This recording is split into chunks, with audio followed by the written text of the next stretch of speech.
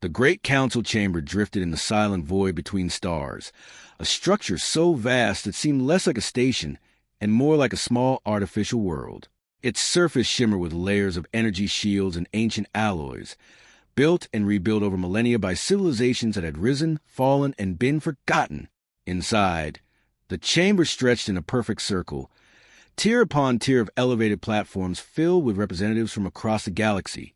47 species, each older, richer, and more advanced than the last, had gathered for what most considered a routine formality: the admission of a new member species. Soft light pulsed across the chamber's interior, reflecting off crystalline bodies, chitinous armor, flowing robes woven from living fibers, and exoskeletons that gleamed like polished metal. Voices, translated instantly into every known language, blended into a low hum of polite disinterest. To them, this was nothing new. Young species applied for membership all the time. They arrived eager, ambitious, and almost always insignificant. Today would be no different.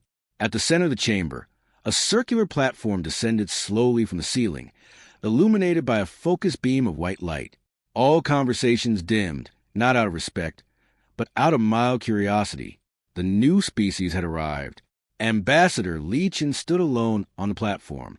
No armor, no ceremonial entourage, no display of wealth or technological grandeur. Just a simple dark suit, precisely tailored, and a posture so still it bordered on unnatural calm. Compared to the towering delegates surrounding her, she seemed almost fragile. Several species present could have crushed her with a single movement.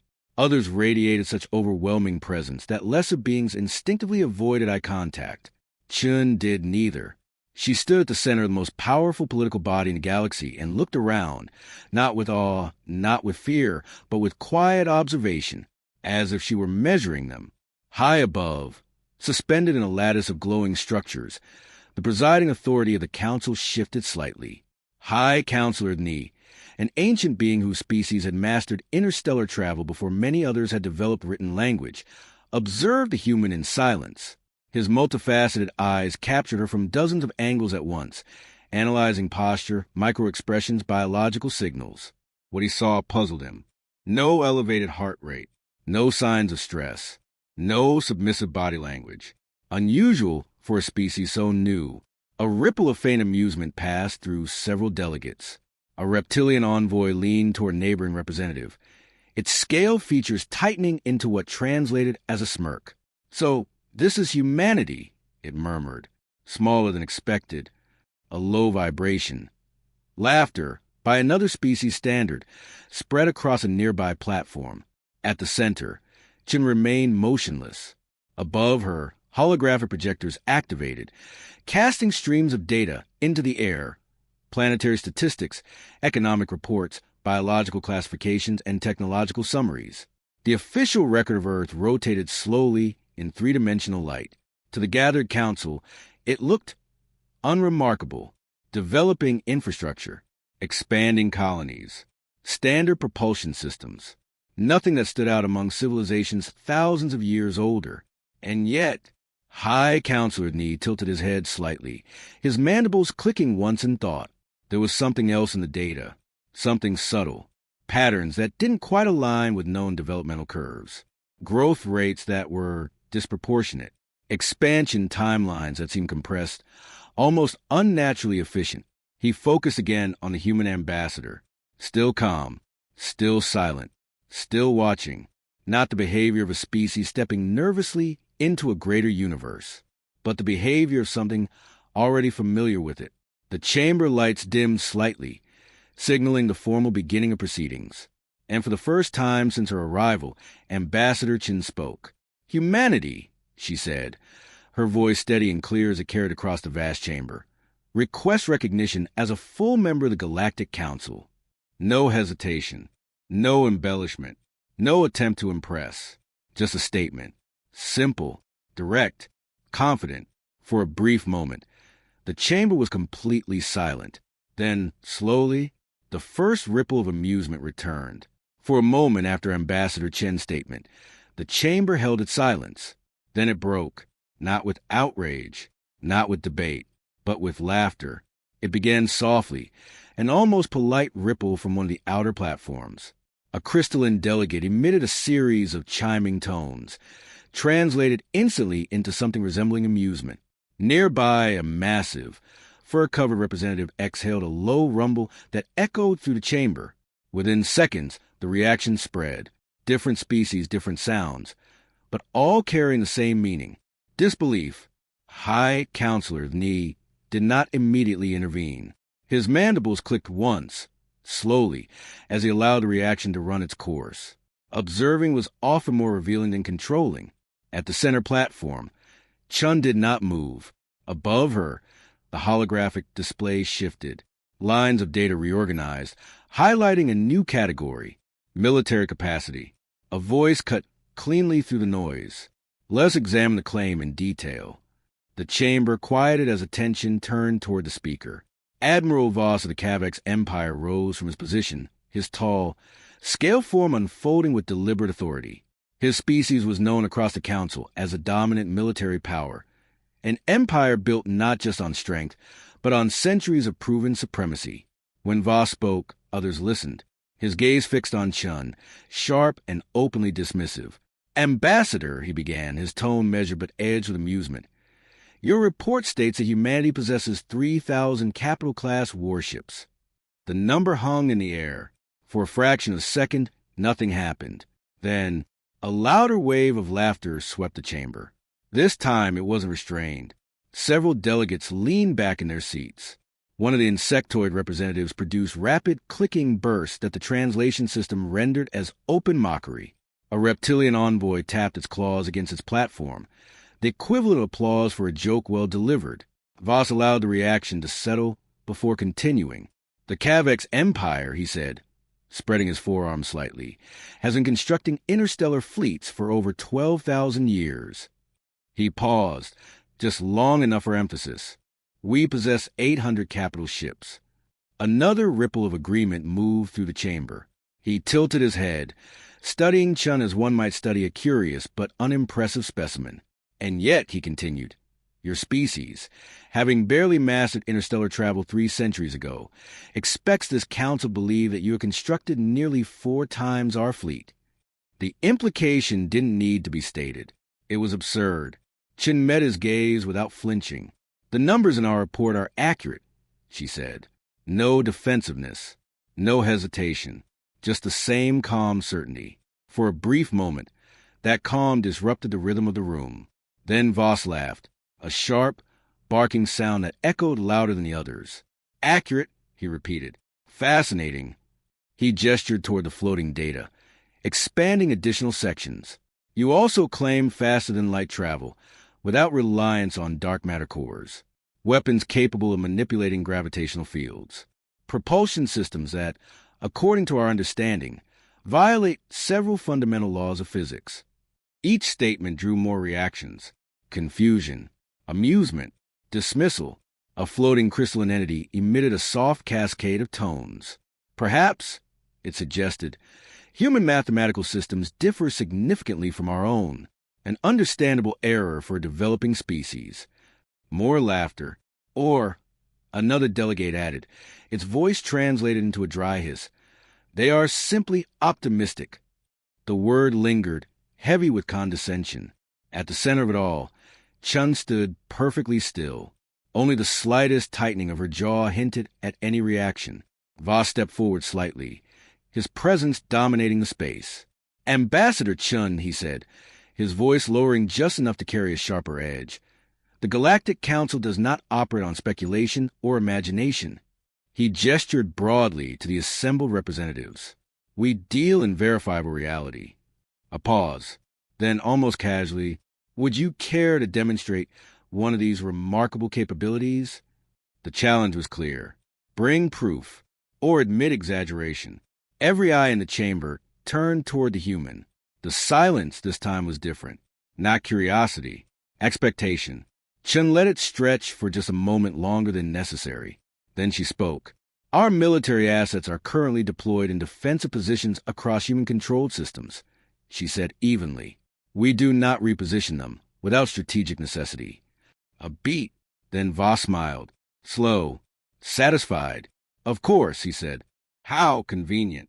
The chamber responded exactly as expected. More laughter. Louder now. The conclusion had already been decided. The humans were exaggerating. Perhaps not intentionally, but undeniably. Above them all, High Counselor Ni finally raised a limb, signaling for order. The noise faded. Ambassador Chun, he said, his tone measured, almost patient. It is not uncommon for emerging species to overestimate their capabilities upon first contact. A polite way of saying, you don't understand your own limitations.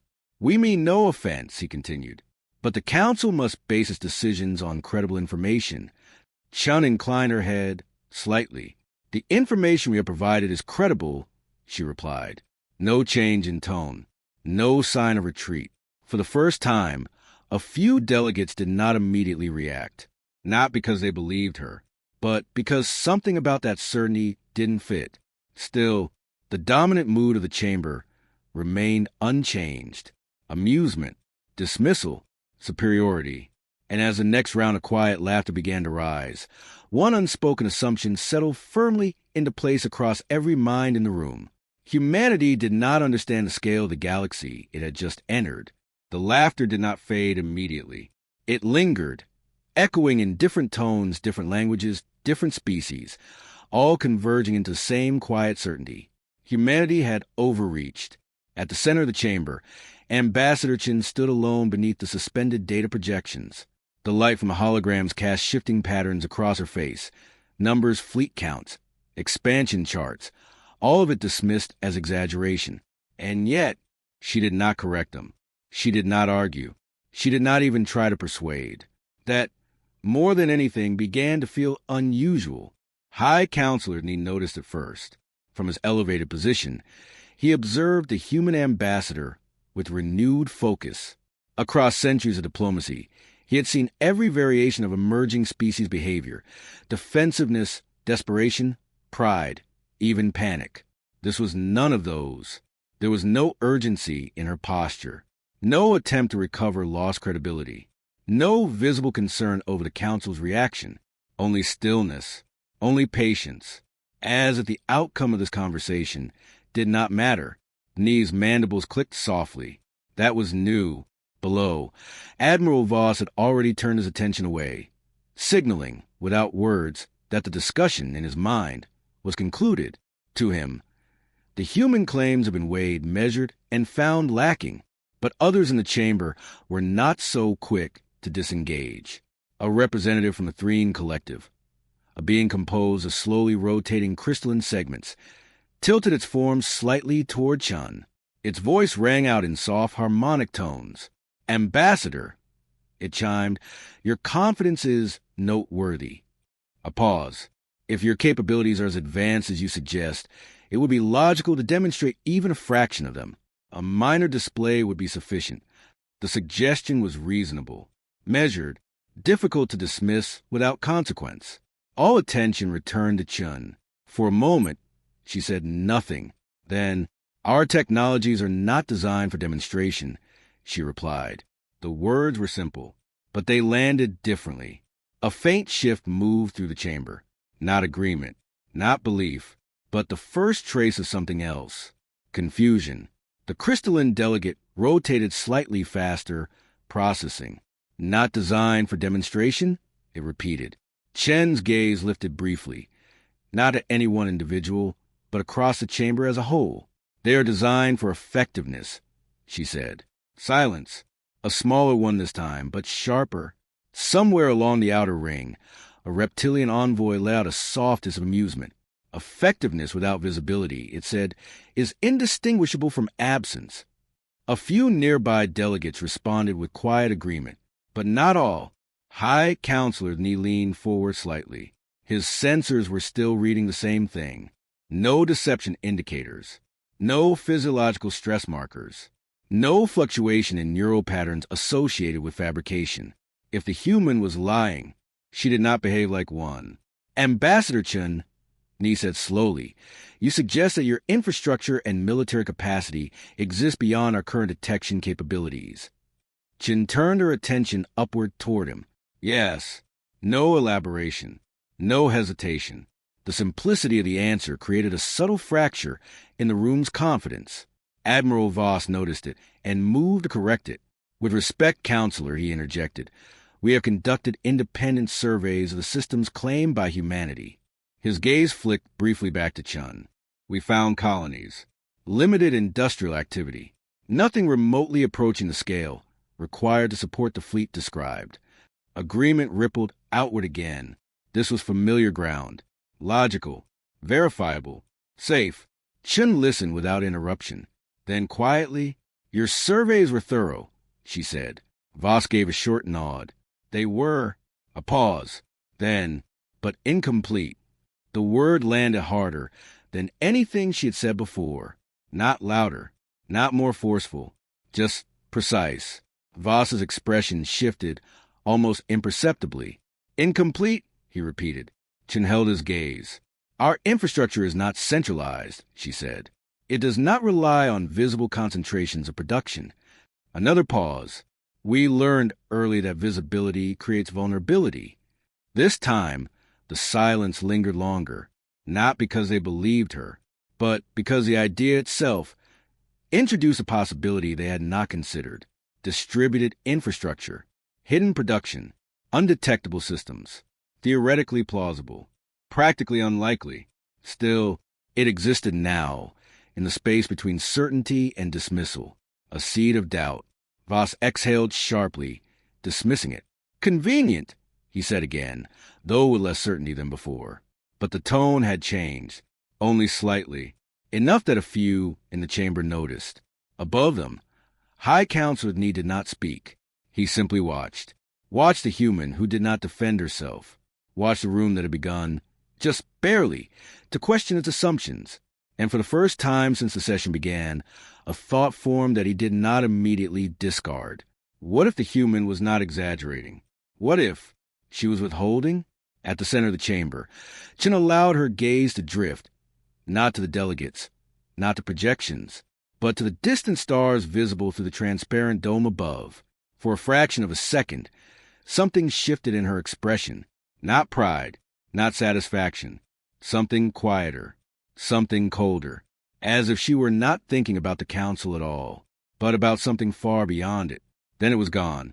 Her face returned to perfect neutrality, and the chamber, still caught between amusement and uncertainty, moved forward, unaware that the balance of power they believed in might already be obsolete. The chamber did not erupt this time.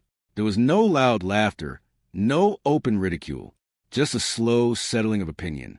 The brief uncertainty that had crept into the room began to fade, replaced once again by something far more comfortable. Consensus.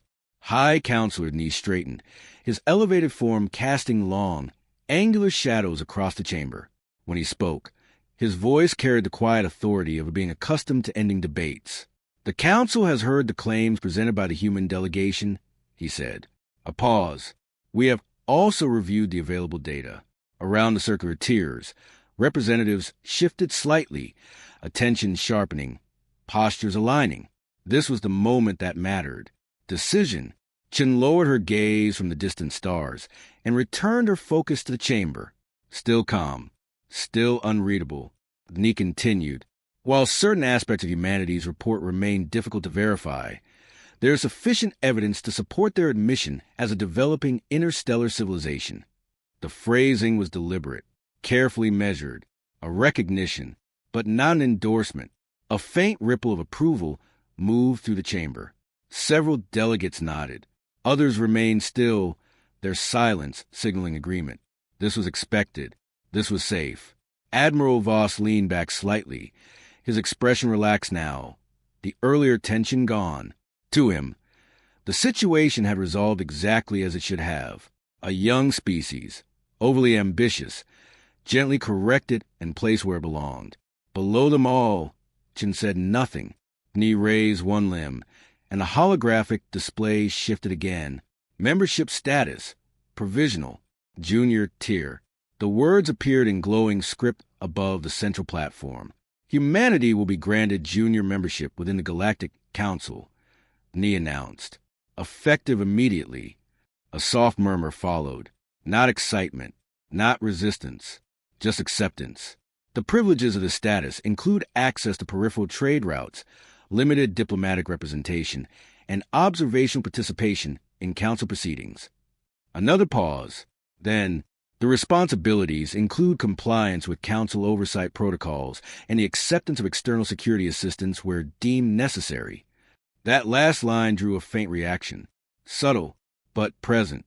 Chen's eyes lifted slightly, not in surprise, just acknowledgement. Voss stood once more, his tone now carrying something close to magnanimity. In light of humanity's current capabilities, he said, the Cavex Empire will assign a patrol group to ensure the security of their territory. He spread his forearms in a gesture meant to appear generous. 12 destroyers should be sufficient. A few delegates responded with approving sounds, a gesture of protection, a gesture of superiority. To them, it was reasonable. To Chun, it was noted. She inclined her head slightly. The council's concern is appreciated, she said. The words were polite, proper, empty. Voss did not notice. Most of them didn't. The decision had been made. The narrative was complete. Humans were young. Humans were inexperienced. Humans required guidance. And now, humans were under protection. High Counselor Ni observed Chen carefully. He expected something. Resistance. Disappointment. At the very least, subtle frustration. He saw none. Only acceptance. That unsettled him more than defiance would have. Do you have any objections to the council's ruling, Ambassador? He asked. Chen met his gaze. No, Counselor, she said. Another pause. Then calmly, humanity accepts the council's decision. There it was. Final. Clean. Undisputed. The chamber relaxed. Conversations resumed in low tones. Delegates turned to one another, already shifting focus to more pressing matters. To them, this had been a minor event, a routine addition to an already vast alliance. Insignificant, temporary, forgotten. One by one, the representatives began to leave. The great chamber, moment ago filled with judgment and quiet tension, now emptied into the silent corridors of the station. Soon, only a few figures remained. At the center platform, Chen stood alone. The holographic displays faded, their light dissolving into darkness. The echo of departing voices vanished, leaving behind only the faint hum of the station systems. Above her, the stars stretched endlessly. For several seconds, she did not move. Then, she exhaled slowly, a small shift, barely noticeable. Her hand rose to the communication device at her wrist. A single touch activated it. No visible signal. No audible transmission. Just a brief flicker of light. Report, she said quietly. A voice responded instantly, clear, precise, and entirely devoid of emotion. Council assessment confirmed. No deviation from projected response patterns. Chen's gaze remained fixed on the stars. They don't believe us, she said. Correct. A pause. Then, proceed with protocol silence? Chen's expression did not change. Yes. Another brief flicker of light. Maintain all defensive positions, she added. Do not reposition fleets. Do not alter visibility parameters. Understood. Silence returned. The channel closed. For a moment longer, Chen stood alone in the vast chamber. Then, a faint smile touched her lips. Not warm, not amused, measured, controlled. They chose not to listen, she murmured softly. Above her, beyond the limits of the council's sensors, beyond the reach of their assumptions, thousands of human warships held position in perfect silence. Hidden, waiting, watching, and far beyond them, something else moved in the dark. Chen turned and walked toward the exit. The chamber doors closed behind her with a low, final sound. And with them, the last chance the galaxy had to understand what it had just welcomed into its ranks. 3 months passed. In the great council chamber, humanity became what every new species eventually became. Background. Ambassador Chen attended sessions, spoke when required, listened when necessary, and endured the same quiet condescension that followed her from the moment of admission. Advice was offered, guidance was given, assumptions were made. Always the same. Humans were young. Humans were learning. Humans were being watched. The 12 Cavex destroyers assigned to protect human space carried out their duties with routine efficiency. Their reports were consistent, almost reassuring.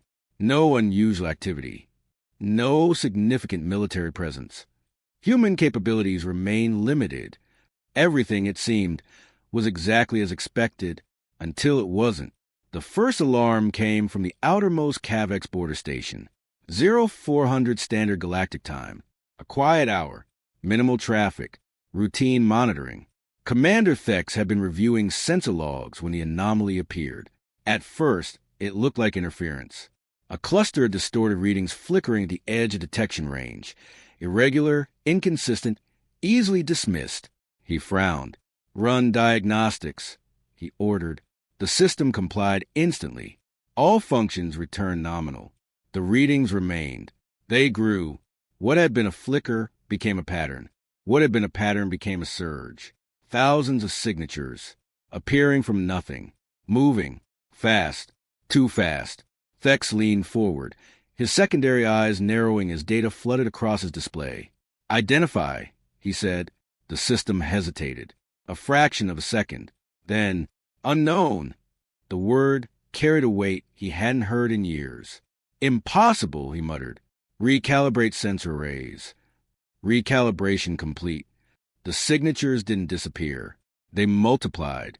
Thex felt something cold settle beneath his armored plating. "Transmit alert to command," he said, his voice tightening. "Priority." The transmission never finished. The station went dark. The second station lasted 43 seconds longer. Long enough to send a fragmented signal. Long enough to transmit a single phrase before silence consumed it. Contact. Overwhelming. Then nothing. Within an hour, the Cavex Military Command Center was in chaos. Data streams flooded every channel. Border systems gone. Communications cut. Entire star systems falling silent without warning. Admiral Voss stood at the center of it, issuing orders faster than they could be executed, his forearms moving across multiple control interfaces simultaneously. "What are we facing?" he demanded.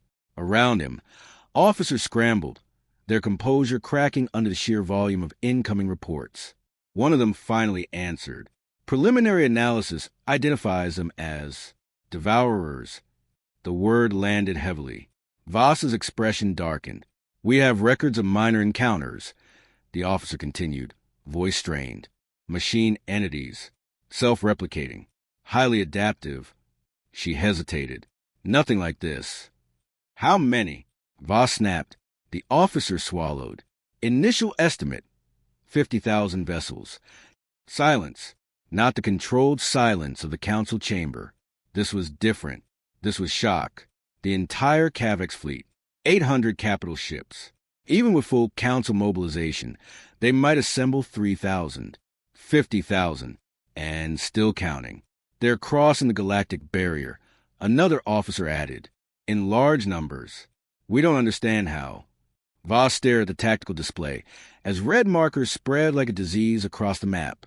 Fast, relentless, unstoppable. "Engagement reports?" he asked. "Negative effectiveness," came the reply. "Our weapons are not penetrating their defenses. They're adapting, adjusting to energy signatures in real time." Another pause. "They're not retreating." Of course they weren't. Machines didn't fear death. Machines didn't negotiate. They consumed. "Evacuate the border systems," Voss ordered. "Pull all fleets back to defensive positions. We regroup and—" "Sir," the interruption was sharp. "Urgent.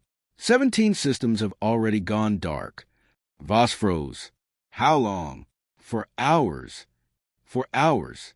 17 systems. Billions of lives. Gone. Processed. Converted into raw material. More ships. More enemies." The red markers on the display multiplied again. The Devourers were not just advancing. They were growing. By the end of the first day, the Council understood. This was not a conflict. This was extinction. The emergency session was called immediately. The great council chamber, once filled with quiet arrogance and controlled diplomacy, now echoed with something else entirely. Fear, Delegates spoke over one another. Translation systems struggled to keep up. Species that had not raised their voices in centuries now argued openly, their composure shattered. High Counselor Nee struck the platform repeatedly, forcing order. The Devourer force is advancing toward core systems, he announced, his voice tighter than it had ever been.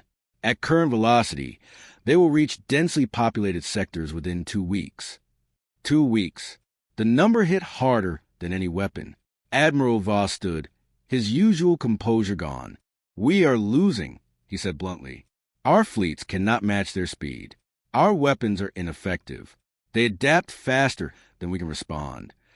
A wave of unease spread through the chamber. This was the strongest military power in the Council, admitting defeat. "We need time," Voss continued, "and we need ships we do not have." A delegate from the outer tiers spoke, its voice trembling. "Can we assemble a unified fleet?" "We are trying," Nee replied, "but mobilization protocols were never designed for the scale of conflict." Another voice cut in, desperate. "Then what do we do?" For a moment, no one answered. 47 species, thousands of years of knowledge, and not a single solution. The chamber fell into a silence far heavier than any before it. Not calm, not controlled, hopeless. And in that silence, a single voice spoke, clear, steady, unshaken. The Council should authorize Earth to assist in the defense. Every head turned. Ambassador Chen stood at the center of the chamber once more, exactly where she had stood 3 months ago, exactly as calm, exactly as composed. But now, no one laughed. The chamber did not react immediately to Chen's words, not because they dismissed them, but because, for the first time, no one had a better option. High Counselor Nee stared at the human ambassador, his multifaceted eyes reflecting the chaos of the chamber. 3 months ago, her voice would have triggered amusement. Now, it carried weight. "Ambassador Chun," he said slowly, "the situation we face is beyond conventional response." A careful choice of words, a polite way of saying, "We are losing control." Chen did not move. "We are aware," she replied. Simple, direct, no sympathy, no fear. That alone shifted something in the room.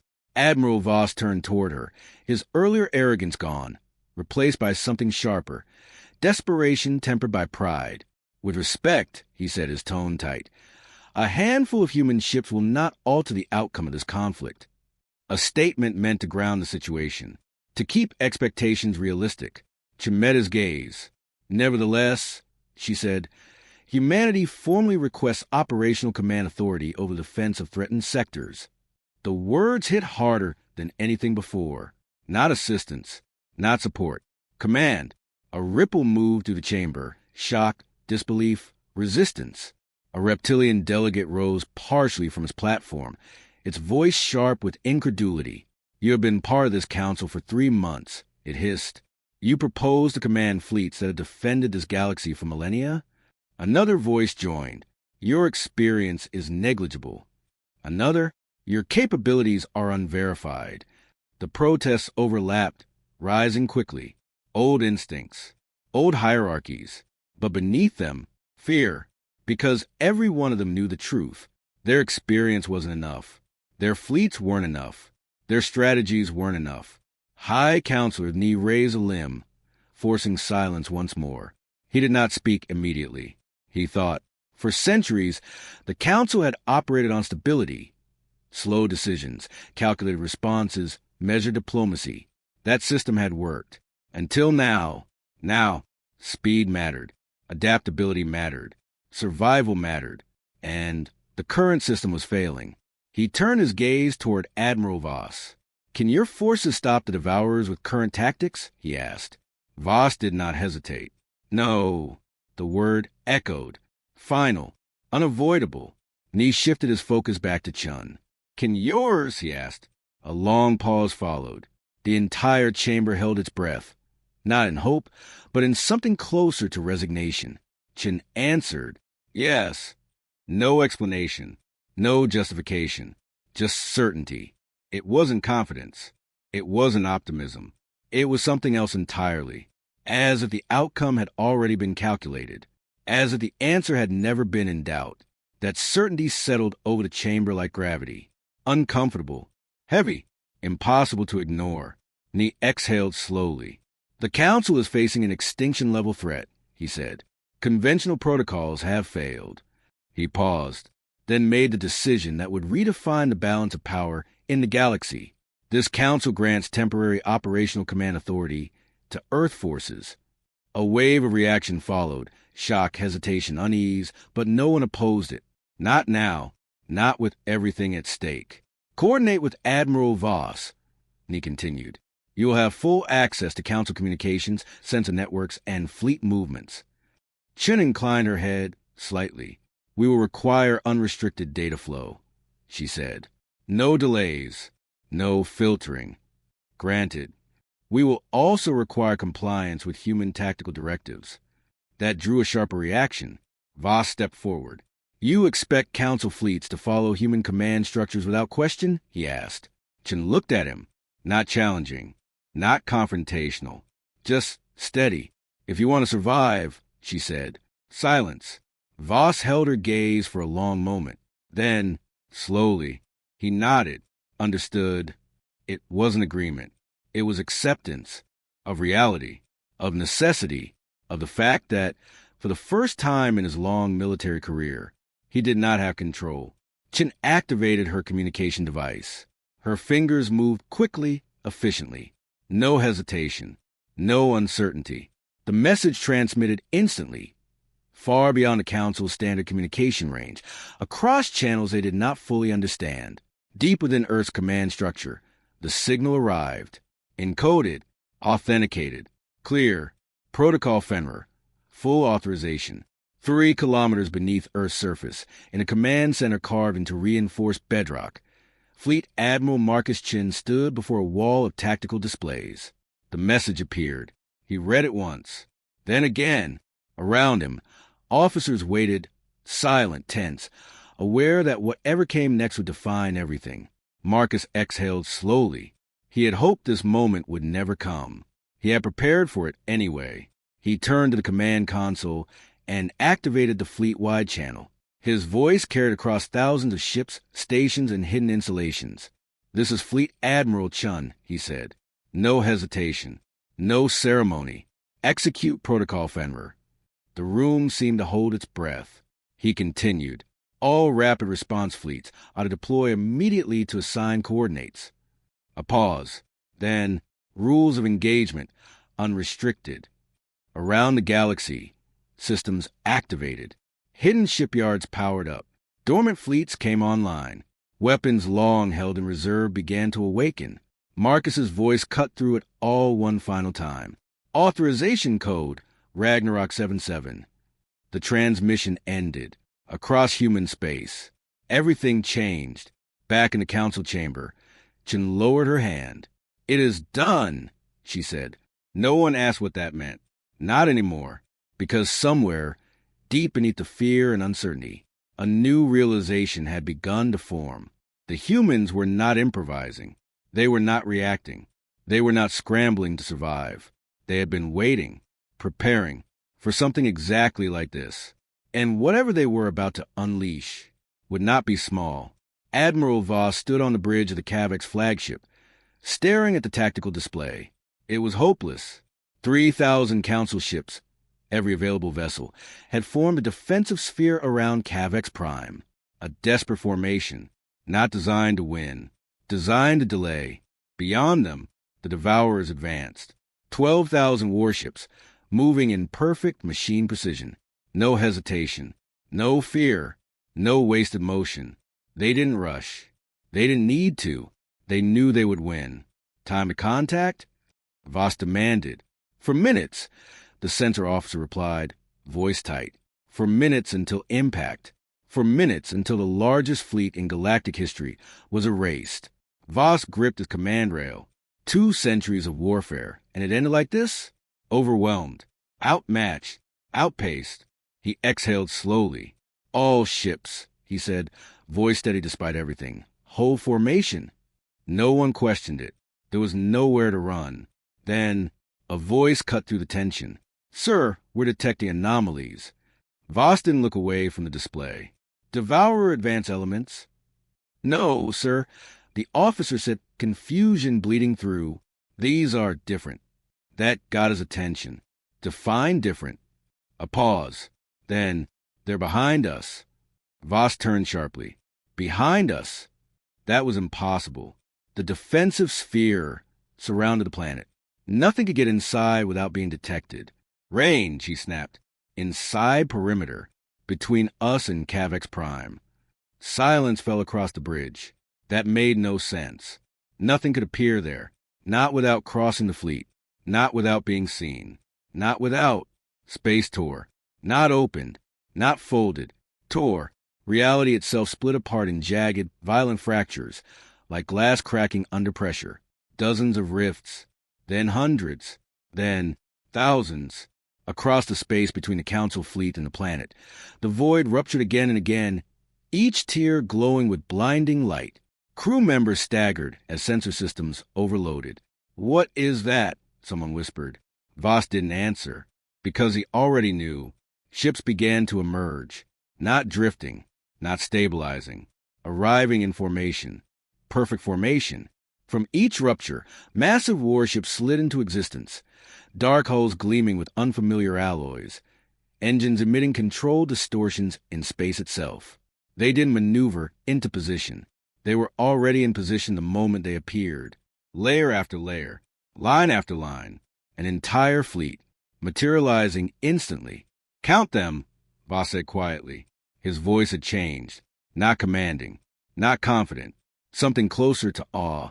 The sensor officer swallowed. Counting 5,000, 10,000. The number kept climbing. Every second, more ships arrived. Every second, the impossible became undeniable. 15,000, 20,000. The bridge was silent now. No one spoke. No one moved. They simply watched. 27,000 capital ships confirmed. The officer finally said, voice shaking, plus support craft, plus unknown classifications.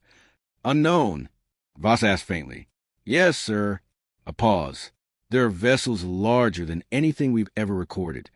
Voss stared at the display, at the fleet that had appeared out of nothing, at the force that dwarfed everything the Council had ever assembled, at the truth he had laughed at. They weren't lying, he whispered. No one responded. No one needed to. The human fleet finished arriving, and then it moved, not slowly, not cautiously, but with absolute precision. Ships organized into clusters, tight, geometric formations of 300 vessels each.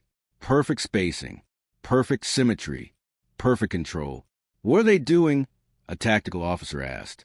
They're grouping too tightly. They'll be easier targets. Voss shook his head slowly. No, he said, we're missing something. A transmission cut through every channel. Clear, calm, controlled. This is Admiral Sarakovich of the Earth Defense Fleet. The voice carried authority that didn't need to prove itself. We have assumed operational command. Voss straightened instinctively. Not because he had to, because something in that voice demanded it. All Council vessels, she continued, pull back to minimum safe distance. 5 million kilometers. The bridge erupted. That takes us completely out of weapons range. Sir, we won't be able to support. Voss raised a hand. Silence returned instantly. His eyes remained fixed on the human fleet, on the impossible formation, on the calm certainty behind that voice. He made a decision. All Council ships, he ordered, fall back to designated distance. A pause. Then quieter, execute immediately. No one argued. Not anymore. The Council fleet retreated. 3,000 ships, once the galaxy's greatest defense, pulling back like spectators, leaving the battlefield to humanity. The Devourers did not hesitate. Their formation shifted, adapting instantly to the new threat. Target priorities recalculated, attack patterns optimized. They had faced thousands of civilizations. This would be no different. They advanced. Inside the human flagship, Admiral Sarakovich stood before a wall of shifting data. Her crew moved with calm efficiency. No panic, no urgency. Just execution. Devourer fleet entering weapons range in 90 seconds, her tactical officer reported. Sarakovich nodded. Battle groups 1 through 50, she said. Activate gravitational anchors. Lock spatial coordinates. Aye, Admiral. Bring singularity drives to full power. The ship hummed. Reality itself seemed to bend slightly around them. Target packages distributed. The officer confirmed. Sarakovich's gaze remained steady. No emotion. No doubt. On my mark, she said. Back on the Kavek's flagship, Voss watched. Heart pounding. Mind racing. He had spent 200 years studying warfare. He understood tactics. He understood strategy. He understood power. But this was something else. The Devourers entered firing range. Weapons began to charge. Energy built across their fleet. A storm about to break. Sarakovich raised her hand. Mark. And then humanity fired. The Devourers fired first. A storm of energy erupted across space. Beams capable of vaporizing entire fleets. Weapons had already erased 17 star systems. It should have been overwhelming. It should have ended everything. But the human ships didn't move. They didn't dodge. They didn't retreat. They simply endured. The Devourer weapon struck and vanished, not deflected, not absorbed, erased, as if the attacks had never existed. On the Kavek's flagship, silence turned into confusion. Direct hits confirmed. The sensor officer began, then stopped. No damage. Voss leaned forward. Repeat that. No damage, sir. Human shields are bending space. The energy isn't impacting. It's being redirected around the ships. Voss stared. That's not shielding, he whispered. That's physics manipulation. Then the humans fired, and everything changed. There were no missiles, no beams, no visible projectiles. Instead, space itself turned against the Devourers. A Devourer battleship, 3 kilometers long, simply collapsed inward, not from impact, from gravity. A pinpoint distortion appeared beside it, a microscopic black hole. It existed for less than a second, but in that fraction of time, it tore the ship apart at the molecular level. Gone. Not damaged. Not destroyed. Gone. Another cluster of Devourer ships surged forward, only to freeze mid-motion. Time around them twisted. Their hulls aged, corroded, decayed. 10,000 years of entropy. In a single second, they disintegrated into dust. Causality weapons detected. A human officer reported calmly. Temporal destabilization confirmed. The Devourers adapted instantly. Shields recalibrated. Armor restructured. Countermeasures deployed. They had evolved across thousands of battles. They learned fast. It didn't matter. A wave of human fire swept across the battlefield, and entire sections of the Devourer fleet duplicated, split, fractured across realities. For a brief moment, each ship existed in multiple states at once. Then, every version exploded simultaneously. On the Kavek's flagship, someone whispered, "What are we watching?" No one answered, because there was no framework to understand it. 4,000 Devourer ships destroyed in the first minute, the sensor officer said, voice hollow. Voss didn't react. He couldn't, because the number didn't make sense. Nothing destroyed fleets that fast. Nothing ever had. The Devourers changed tactics. They scattered, retreated, attempted to regroup. For the first time, they were reacting. For the first time, they were losing control. Human ships moved, not with acceleration, not with momentum, but with instant repositioning. They vanished and reappeared 10,000 kilometers away, already firing, again and again and again, every movement perfect, every strike calculated, every second lethal. How are they moving like that? Voss demanded. They're not using hyperspace, his officer replied, stunned. There's no charge delay, no exit lag. Voss finished the thought. They're bending space itself. The Devourers tried to flee. Jump calculations initiated. Escape vectors plotted. But every time a ship attempted to jump, human vessels were already there, waiting, anticipating. eliminating. 5 minutes into the battle, 8,000 devourers were gone. 10 minutes. The fleet was no longer a fleet, just scattered remnants, broken formations, fragments of a once unstoppable force. 17 minutes. It ended.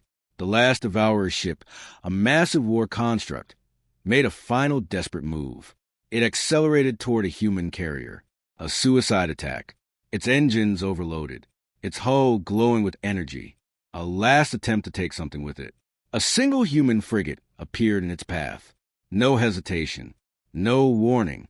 One shot, the devourer ship ceased to exist. Its atoms scattered across space, reduced to nothing. Silence. On the Kavek's flagship, no one spoke. 3,000 council ships floated in the void, untouched, unneeded, irrelevant. Report, Voss finally managed. His voice sounded distant, not like his own. The censor officer swallowed. Devourer fleet. A pause. Completely neutralized. Another pause. Human casualties. Silence stretched. Zero. Voss closed his eyes. For 2 centuries, he had believed he understood war, believed he had seen power, believed he had faced the limits of what was possible. He had been wrong about everything. A transmission came through. Admiral Sarakovich. Her voice was calm, professional, as if nothing extraordinary had happened. Devourer fleet eliminated, she said. Council vessels may return to operational positions. Human forces will maintain perimeter security. No pride, no triumph, just completion. The human fleet began to reorganize, flawlessly, effortlessly, as if the battle had been nothing more than a routine exercise. Voss looked out at the ships, at the power they represented, at the truth he had mocked, and finally understood the most terrifying part was not what they had done. It was how easily they had done it. The emergency session of the Galactic Council reconvened 48 hours later. The same chamber, the same delegates, but nothing felt the same. 3 months ago, this room had echoed with laughter. Now, it was silent, heavy. Every species had seen the battle recordings. Every delegate had watched, frame by frame, as 12,000 devourer ships were erased in minutes. No one doubted humanity anymore. The only question left was, what exactly had they invited into the council? Ambassador Chin stood once again at the center of the chamber. This time, no one interrupted. No one smirked. No one laughed. High Counselor Nee spoke first, his voice measured but strained. Ambassador, the council requires clarification. A pause. Your military capabilities were significantly understated. Chin didn't react. Every statement in our original report was accurate, she replied calmly. A ripple moved through the chamber.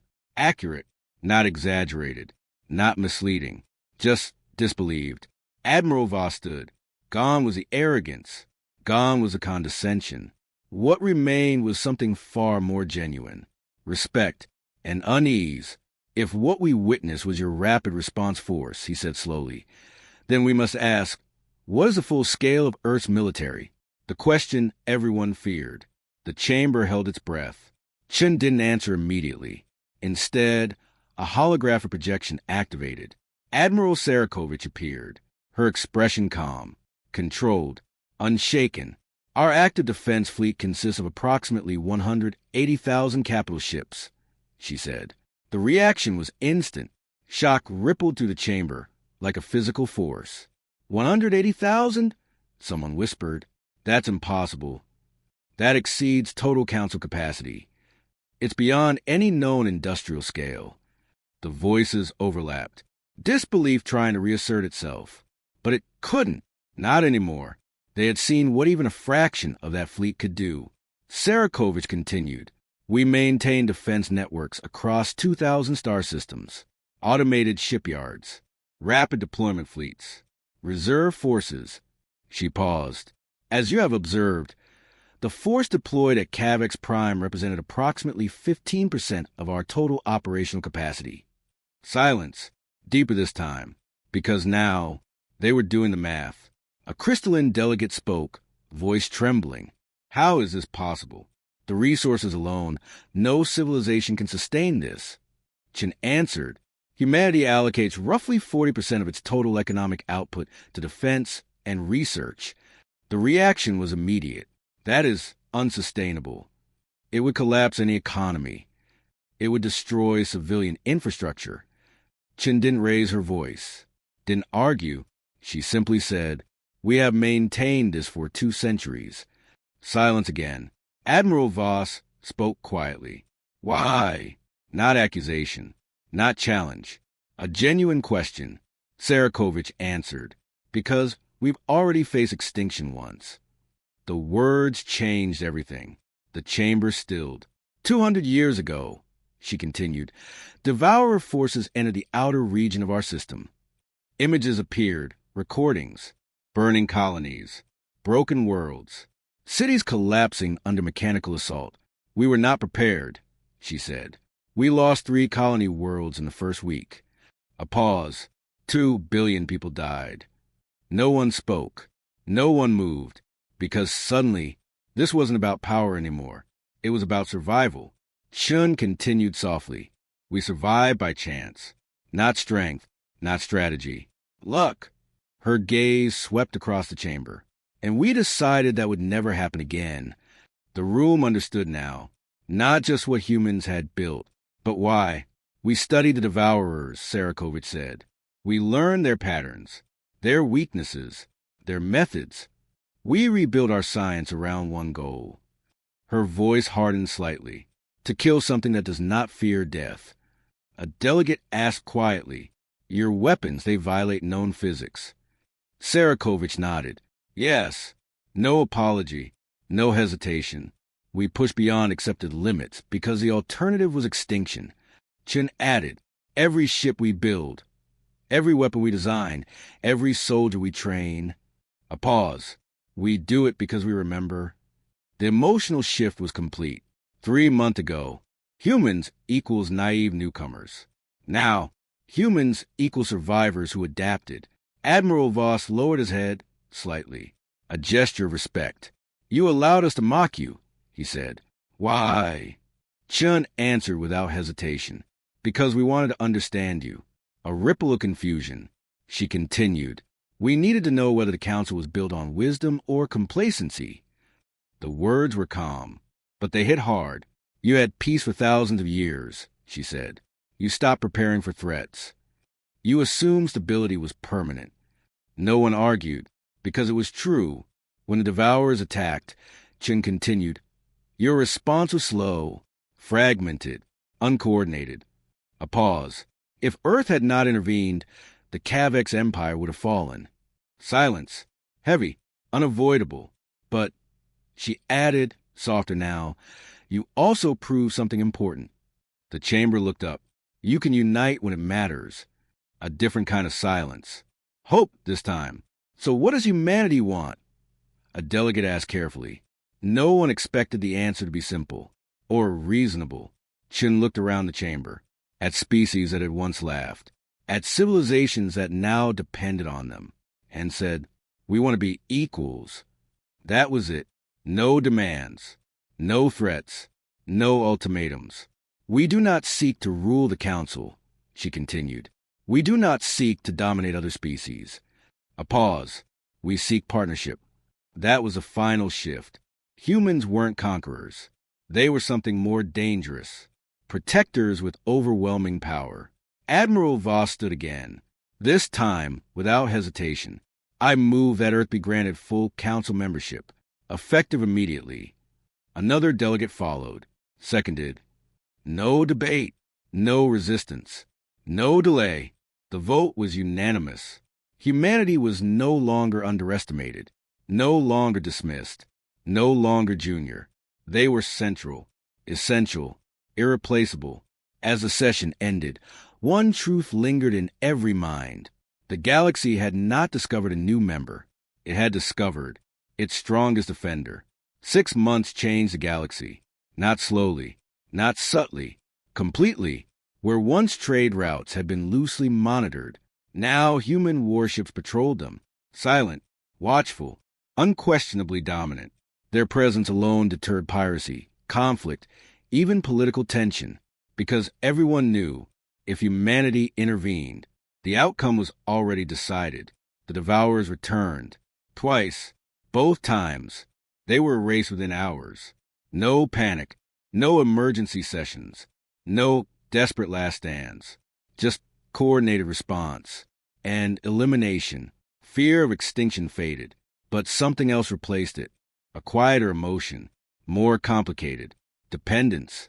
Admiral Voss stood on the observation deck of Bastion 7, one of Earth's newest deep space command stations.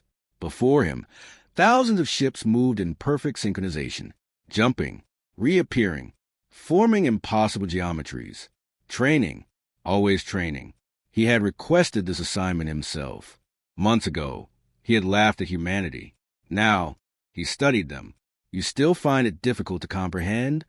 The voice came from behind. High Counselor Ni. Voss turned slightly. Not difficult, he said. Humbling. They stood together in silence, watching a formation of human destroyers execute a maneuver that would have torn apart any Council fleet. Perfect coordination, perfect timing, perfect control. We were comfortable, Ni said after a moment. Too comfortable. Voss nodded. We mistook peace for permanence. Ni's mandibles clicked softly. I have been studying human history, he continued. They never had the luxury of true peace. Voss glanced at him. I've heard. War, conflict, survival, Ni said, for thousands of years, on their own world. A pause. That kind of past shapes a species. It made them ready, Voss said quietly. Ni nodded, and it made us unprepared. A new formation began, larger ships this time, massive constructs drifting into position, Titan-class vessels, each one large enough to carry entire fleets within. Voss stared at them. I used to think power meant numbers, he said, or experience. He shook his head slightly. I was wrong. What does power mean now? Ni asked. Voss watched as the human fleet executed another impossible maneuver, ships phasing through space, overlapping defensive fields, forming a barrier no weapon could penetrate. Then he answered, preparation. Across the galaxy, change continued. Council species began restructuring their militaries, adopting human doctrines, training with human instructors, learning quickly that survival required more than tradition. Joint defense networks were established. Early warning systems expanded. Rapid response fleets created. For the first time in millennia, the galaxy was preparing for war, not because it wanted to, because it understood it had to. In the council chamber, Ambassador Chen stood before the assembly once more. But now, when she spoke, everyone listened. The Devourer threat is not over, she said. Our intelligence confirms multiple machine collectives beyond the galactic boundary. A ripple of unease, but no panic. Not anymore. Earth can defend against these threats, she continued. But we should not stand alone. She paused. This galaxy survives together, or not at all. A delegate asked cautiously, and what do you propose? Chen answered, a unified defense initiative. Her voice steady. Shared technology, shared intelligence, shared responsibility. A moment, then, not under human control. Another pause, under joint command. That mattered, more than anything else. The proposal passed. Not because humanity demanded it, because everyone understood. This was the only way forward. Later, in a quieter moment, Admiral Voss met Admiral Sarakovich one final time before returning to his people. I learned something here, he said. She raised an eyebrow slightly. What's that? Voss hesitated, then spoke honestly. I learned what real strength looks like. A pause, and I learned respect. Sarakovich studied him for a moment, then nodded. That's enough, she said. As he turned to leave, Voss added one more thing. You could have conquered us. She didn't deny it, but you didn't. Sarakovich's expression didn't change. We chose survival, she said, not domination. Voss smiled faintly. I think, he said, you also chose something else. She waited. Alliance. For the first time, a slight smile appeared. After he left, Sarakovich stood alone, looking at a projection of Earth, blue, white, fragile, a world that had nearly been destroyed, a species that refused to let it happen again. Her console chimed. Admiral, new anomaly detected. Possible devourer activity. She didn't hesitate. Dispatch response group, she said. Standard elimination protocol. Outside, the fleet moved, always ready, always watching. And across the galaxy, every species now understood a simple truth. Humanity had not become powerful by accident. They had earned it through loss, through fear, through relentless preparation. Once, the galaxy laughed at them. Now, the galaxy stood behind them, because in a universe filled with unknown threats, one fact had become undeniable.